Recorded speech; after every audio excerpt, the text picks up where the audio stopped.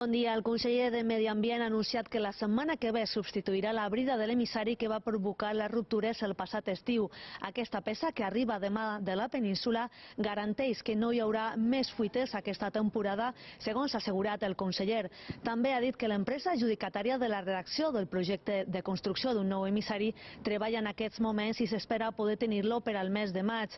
Vidal també ha dit que estan a l'espera de l'informe dels serveis jurídics del govern per veure si poden declarar d'emergència aquest projecte per tal d'accelerar els tràmits. Mentrestant, el govern invertirà 100.000 euros aquest estiu en el servei de vigilància de la zona del tub per evitar que les embarcacions fondegin damunt.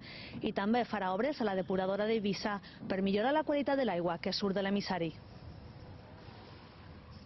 Evidentment no podem estar aturats, aquests terminis no podem estar aturats, perquè la pròxima temporada d'estiu és aquí, ja està aquí present, aquí de vora, i per tant hem de prendre mesures immediates. Aquesta setmana que ve se produirà la substitució de la brida famosa, que és una brida que ens ha generat els darrers incidents d'aquest estiu.